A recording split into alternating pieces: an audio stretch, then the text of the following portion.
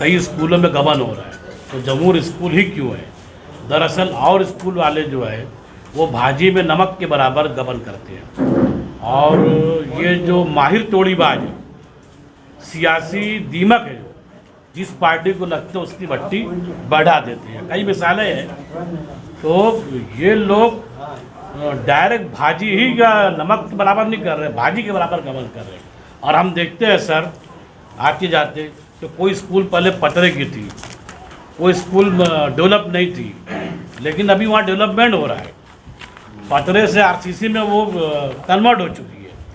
और ये जो स्कूल है, अगर तेज से आंधी चल जाए तो 500 बच्चों को लेकर मर जाएंगे। आज जो गज्जा की फ़ोटो देखते हैं ना अपन, हो सकता है कल जमूर का फ़ोटो बिल्कुल वैसा ही दिखे कि बिल्कुल वो बैठ, ऐसी कंडीशन है साहब। यानी जब रॉकेट फूटता है तो सब बच्चे टीचर के साथ डर के बाहर निकल जाते, ये कहीं इमारत नीचे बैठ ना जाए। और इसी ये तो जाने दो, जो इमारत जो मेरे दादा और इनके वालिद साहब और इनकी उम्र के जो आबा अजदाद थे, वो बेचारे अमीना मस्जिद के पास पहले नाला बहता था 1954-55 में, उसके आगे रास्ता नहीं था। और पहले इतनी तरक्की नहीं थी, लोग ट्रैक्टर नहीं था, जेसीबी नहीं, गधे पे सामान रख के ले आते थे। उस वक्त तो ये लोग अपनी पीठ पे लाद लाद के फरसियाँ, पतरे और सब सामान लेके गए और वहाँ 6 कमरा तामीर किया। जो कि जो अहमद अयूबी है, अभी जो हेड मास्टर है, वो टाइम की जो है सागवान की लकड़ी, बिलायती पत्थर जिसको अपन जबान में बोलते हैं, वो लगभग 40-50 लाख आज उसकी कीमत है। वो सब बेच के दिलेरी से खा गया। और इसके पीछे जो उनकी पुश्त बनाई करने वाले हैं, वो उनके आका लोग, वो उनकी पुश्त बनाई करते रहे। वो ये नहीं बोले कि यार गलत मत करो, गलत का साथ मत दो। और उनके खिलाफ हम पुलिस कंप्लेन भी किए, FIR किए। हो सकता है 2-3 दिन में पुलिस कार्रवाई अहमद अयूबी के खिलाफ करेंगे। और हम लोगों का बोलना यही है सर कि गलत का साथ मत दो, गलत का साथ देंगे तो अंजाम गलत होगा। और ये लोग सब गलत कर रहे हैं। यानी ये जो बैठे, ये ज़ईफ़ शख्स, इनको मारा गया, इनको जो बैठे इनको जो है लाश से गुस्सों से मारा गया। अब मेरे भाई इश्तियाक अहमद, निहाल अहमद, जिसकी वजह से आज मैडम की मालेगांव में ये पहचान बनी है, यानी जो अम्मल नेरीन है ना, उसकी ये पहचान बनी है। उसको चुन के लाने वाले, उसको प्रेसिडेंट बनाने वाले इश्तियाक अहमद थे। लेकिन जब वो ज़ईफ़ हो गए तो उनको भी तरह तरह की अजियत दे के, ज़हनी अजियत दे के वो डिप्रेशन का शिकार हो गए। और ये कभी प्लस में किसी से काम नहीं करेंगे, कभी प्लस में किसी से काम नहीं करेंगे। मेरी गुजारिश है मेरे भतीजे शेख आसिफ से, आप लोग के ज़रिए, कि जो रशीद भैया दरख्त लगाए हैं, जो गार्डन बनाए हैं, उसमें उल्लू बैठना शुरू हो गए। वो गार्डन में उल्लू बैठना शुरू हो गए हैं। और जब बुलबुल की बजाय उल्लू बैठते हैं तो क्या होता है उस गार्डन का आप लोग को मालूम है, आप लोग मुझसे सीनियर हैं। तो उनको मैं गुजारिश करता हूँ आप लोग के ज़रिए कि अभी होश ले लो। यानी अल्हम्दुलिल्लाह बहुत अक्लमंद है, सियासी आदमी है, अभी होश ले लो। और इससे पहले कि सियासी दीमक रशीद भैया के जंगल बोल रहा है, बागीचे को चार जाए, उनसे किनारा कस इख्तियार कर लो। मेरा बोलना यही है, गलत का साथ मत दो। अगर गलत हम लोग भी करते हैं तो आपका नहीं, हमारा ही जूता निकाल के हमारे मुंह में मारो कि यार आप लोग के बोलने की कुछ है और करने का कुछ है। इतना बोल के मेरी बात मैं ख़त्म करता हूँ। हिंदू भाइयों को नमस्कार और मुसलमान को सलाम वालेकुम। इसमें एक मुद्दे की बात और मैं भूल गया था कि 38 टीचरों का जो प्रपोज़ल आया है, जिसमें से 28 टीचर जो हैं वो निहाल साहब के इंतकाल के बाद 2017 में निहाल साहब के जो दस्तखत हैं उसका जो कंप्यूटराइज स्कैन करके प्रपोज़ल लाया गया। इरफान भाई की भी दस्तखत हुई थी, सेक्रेटरी जो थे ना इरफान भाई, हाँ, इरफान भाई जो सेक्रेटरी, उनकी भी दस्तखत, वो टीम में वो दोनों। ये सबसे बड़ा फ्रॉड है, इस पर हम FIR करेंगे। और है इस पे FIR होगा, दस्तखत भी थी और है। जो निहाल साहब के नाम पर वो दुकान चला रहे हैं, उनकी दस्तखत को कंप्यूटराइज करके स्कैन किया गया और उसके ज़रिए ये ऑफिसरों से साजबाज करके प्रपोज़ल लाया गया 28 टीचरों का। ये एक बड़ा गुनाह उन्होंने किया। तो निहाल साहब से हमारा पुराना रिश्ता नाता है और निहाल अहमद के नयापुरे का जो असली घराना है उसका हमसे बहुत ज़्यादा संबंध है, इसलिए कि वो लोग बेहतर सलूक के लोग हैं, बेहतर ताल्लुक़ कायम करने के लोग हैं। और हमारा जो तजुर्बा है ये है, तजुर्बा भी मुशाहिदा भी, कि निहाल साहब को जवाल लाने में अमल नेर की साजिदा अमल नेरी साहिबा है, वरना वो रूज था निहाल साहब का कि मालेगांव शहर में कोई टिक नहीं पाता था। तो वो मोहब्बत का नतीजा है कि हम इनसे मोहब्बत करते हैं और उस घराने से मोहब्बत करते हैं। तो 2017 में ये लोग दादागिरी करके पुलिस की मदद से कुछ गुंडों से गुंडागर्दी करके, ये हमारे शफीक भाई वो सब बता नहीं सके, ये स्कूल में जाकर इश्तियाक भैया को बाहर निकाल कर और जाकर उस पर उनकी कुर्सी जो चेयरमैन थी उसके ऊपर बैठे, साथ ही साथ उनको ऊपर खोटा केस दाखिल कराए गए आज़ाद नगर पुलिस स्टेशन में और इनको बेतहाशा तकलीफ दी गई। उसके ताल्लुक से हम लोग, मैं तो ख़ास तौर से मुसलसल लिखता रहा हूँ, पूरा शहर को मालूम है कि मैं जमूर के बारे में लिखता रहा हूँ, इनकी काले करतूत को हमेशा लिखता रहा हूँ। ये जो 11 टीचर इनके बारे में भी और ये जो 28 टीचर इनके बारे में, कल की तारीख में अगर बम्बई में बारिश ज़्यादा नहीं हुई तो आज रात को मैं जाकर प्यारे खान साहब को इन लोगों के खिलाफ सबूत के साथ में कंप्लेन देने जा रहा हूँ, मेरे अपने ज़ाती तरीके से, और जो कमेटी की तरफ से होगा वो अलग है। तो इश्तियाक भैया के साथ जिस तरीके से नालायकी की गई, जिस तरीके से दादागिरी की गई, उसके लिए हम खास तौर से पहले इस स्कूल को टारगेट कर रहे हैं कि जहाँ हमारे अपने को बेइज्जत किया गया, जिसको बेइज्जत किया गया, इश्तियाक भाई चेयरमैन थे, यह हमको मालूम है।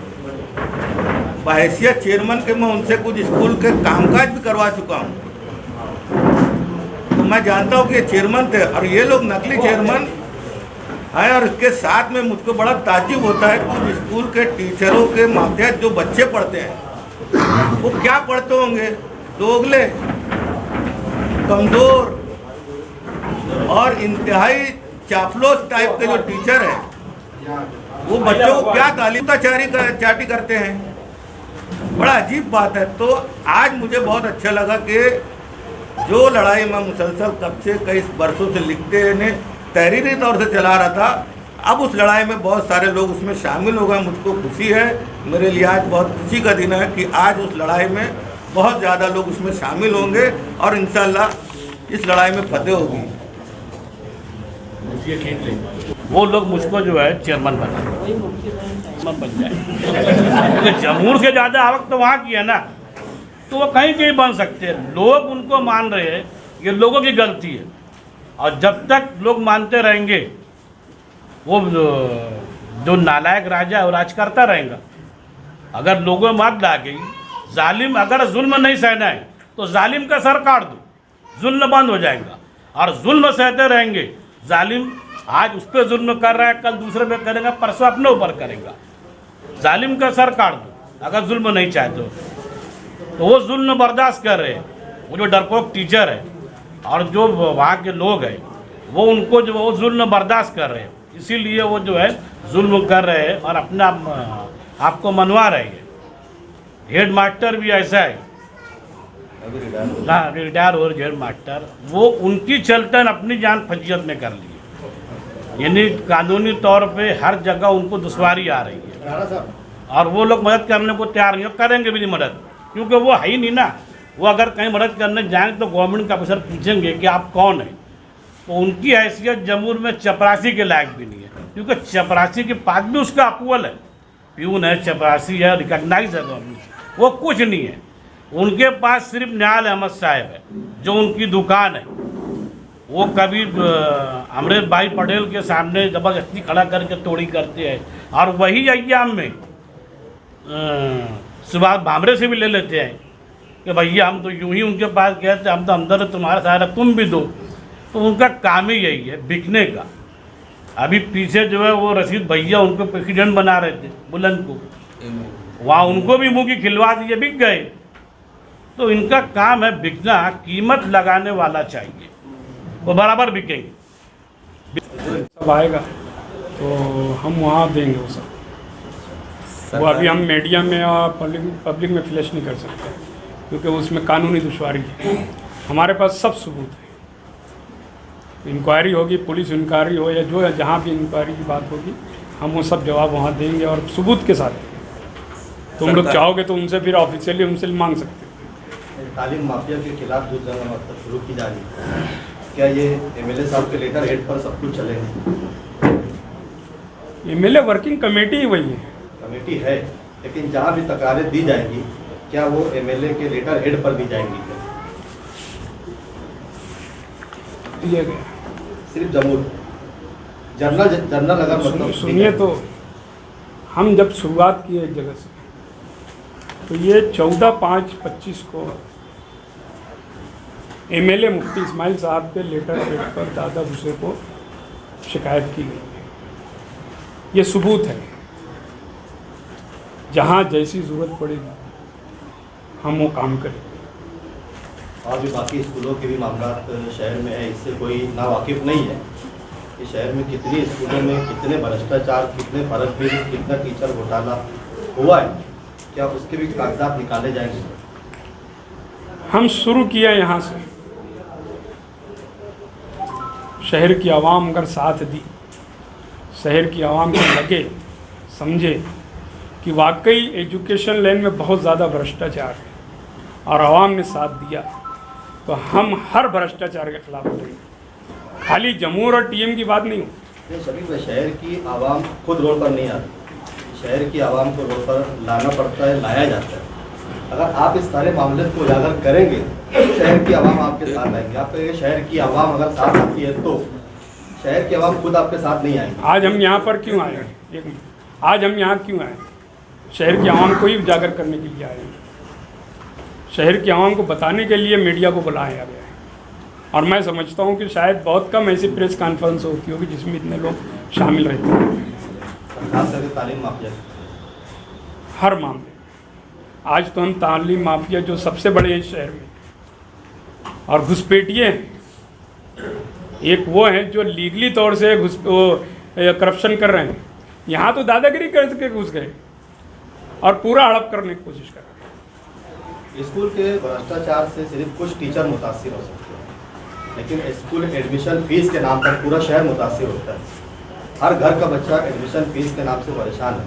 अभी एडमिशन का वक्त चालू है, क्या वर्किंग कमेटी इसके लिए कुछ कदम उठाएंगे? हमने उसमें लिखा है प्रेस नोट में एडमिशन के ताल्लुक से, और मैंने कहा कि सलम एरिया है जमूर का, वहाँ गरीब बच्चों के साथ जो एडमिशन और डोनेशन और फीस के नाम पर लाखों रुपया लिया जा रहा है, उसके खिलाफ भी ऐसा एक जनरल आह्वान आप करेंगे कि शहर के किसी भी स्कूल में अगर एडमिशन फीस के नाम पर आपसे पैसा मांगा जाता है तो आप वर्किंग कमेटी को आपका कायम करें? हर हाल में हाँ करेंगे।